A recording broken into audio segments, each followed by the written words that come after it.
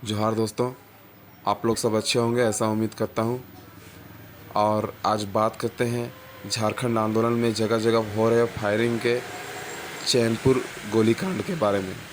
जब झारखंड अलग राज्य के लिए मांग किया जा रहा था तो उस वक्त कांग्रेस की सरकार केंद्र में शासन कर रही थी और उसी ने जगह जगह फायरिंग करवाया ताकि झारखंड आंदोलन रुक जाए। आंदोलन को प्रभावित करने के लिए और किसी भी तरह से आंदोलन को रोकने के लिए कांग्रेस ने बहुत नीचता के साथ झारखंड में आतंक मचाया। केंद्र में सरकार कांग्रेस की थी और केंद्र सरकार किसी भी कीमत पर झारखंड को अलग राज्य मानने के लिए तैयार नहीं थी। ऐसे में जगह जगह शांतिपूर्ण ढंग से आंदोलन किया जा रहा था।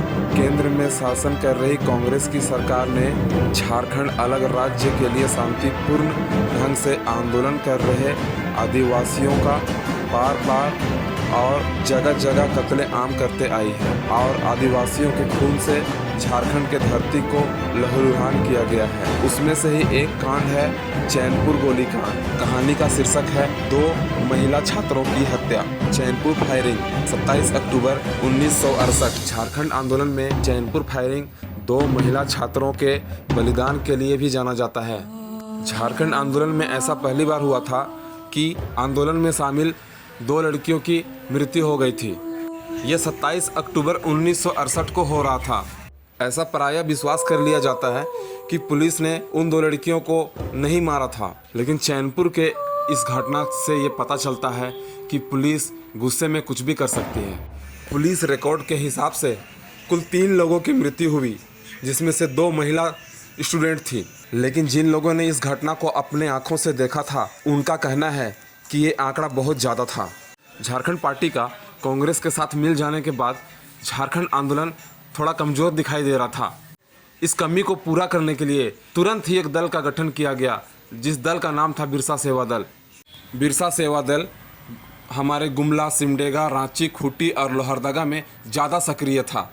बिरसा सेवा दल में सदस्यों की संख्या लगातार बढ़ रही थी। इसके अधिकांश सदस्य मौलिक आंदोलन और तीव्र वापसी में विश्वास करते थे। 27 अक्टूबर 1968 को चैनपुर पुलिस ने एक भीड़ पर गोली बरसाई। इस भीड़ में बिरसा सेवा दल के कार्यकर्ता और स्कूल के बच्चे थे जो पुलिस स्टेशन को घेरे हुए थे। 3 लोगों की मृत्यु हुई, ऐसा पुलिस रिकॉर्ड से प्रतीत होता है। 27 अक्टूबर को एक धार्मिक सभा का आयोजन किया गया जो चैनपुर चर्च के ठीक सामने किया गया। वही चैनपुर जो अभी गुमला डिस्ट्रिक्ट में है और उस वक्त 1968 में रांची जिले का हिस्सा हुआ करता था। इसका नाम दिया गया इजराइल यात्रा। क्षेत्र में ईसाइयों की संख्या बहुमत में है। इस गोलीकांड के दिन लगभग 5000 लोग इस सभा में, जो कि चैनपुर चर्च के ठीक सामने हो रहा था, वहां जमा हुए थे। इस सभा में स्कूल के छात्र भी थे। सभा खत्म होने के बाद सभी लोग अपने घर को जा रहे थे। इसी बीच बिरसा सेवा दल का प्रचार वाहन जगह जगह घूम के लोगों को चैनपुर पुलिस स्टेशन के पास जमा होने के लिए बोला।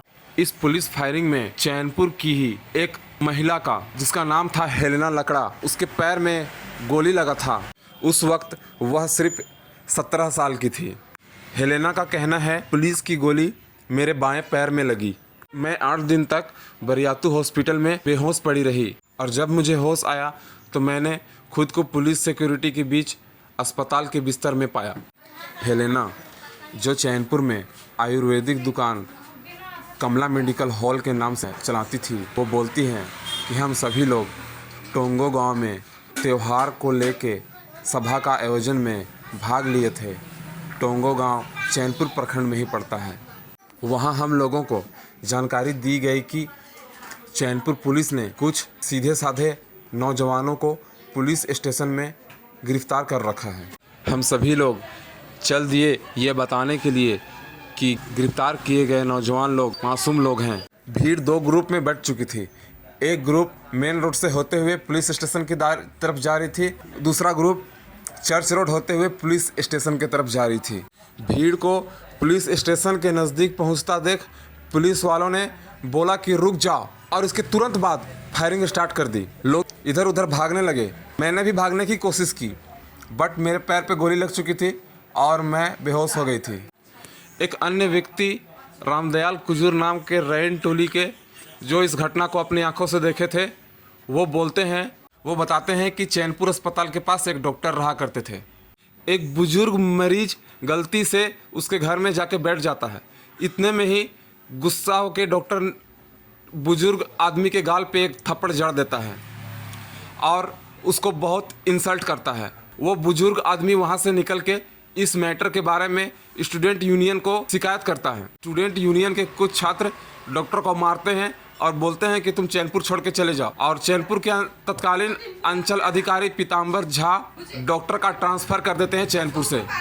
डॉक्टर पर हमला करने के जुर्म में student leader Isaac, Christopher Kujur, John Kujur और शांति प्रकाश तिग्गा को गिरफ्तार कर लेती है। त्यौहार का समय था और हम सभी लोग टोंगो में जमा हुए थे, जहां टोंगो में सभा चल रहा था। हमें जानकारी मिली कि नौजवान लोगों को गिरफ्तार कर लिया गया है। सैकड़ों लोग पुलिस स्टेशन की तरफ बढ़ने लगे। जब हम पुलिस स्टेशन के नज़दीक पहुंच गए तो पुलिस वालों ने हमें रुकने के लिए कहा। लगभग 5000 लोग पुलिस स्टेशन पहुंचे थे। पुलिस स्टेशन को घेरने के बाद माहौल बहुत गर्म हो गया था। पुलिस ज़्यादा प्रॉब्लम फेस कर रही थी क्योंकि अरेस्ट हुए लोग स्टूडेंट थे और चैनपुर थाना को 5000 घेरे हुए लोग बोल रहे थे कि स्टूडेंट्स को रिहा करो। पुलिस भीड़ को दूर हटने के लिए बोल रही थी, अन्यथा एक्शन लिए जाने की बात कर रही थी। पुलिस भीड़ से मुक्ति पाने का रास्ता देख रही थी। पुलिस मौके की तलाश में था। इसी बीच भीड़ से किसी ने फायरिंग कर पुलिस ने भीड़ पर हमला बोल दिया और अंधाधुंध गोलियां बरसाई।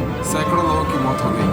न जाने कितने लोग गोली लगने से घायल हो गए। मेरे पास फिलहाल किताब का पूरा पेज नहीं है, लेकिन इसके बाद क्या हुआ और किस कोर्ट में ये केस चला, इस सब की जानकारी, इसके बाद की जानकारी मुझे नहीं है दोस्तों। ये बात unsung heroes of Jharkhand movement नामक किताब में लिखी हुई है और मेरे पास फिलहाल किताब का पूरा पेज नहीं है, लेकिन इसके बाद क्या हुआ और किस कोर्ट में ये केस चला, इस सब की जानकारी, इसके बाद की जानकारी मुझे नहीं है दोस्तों।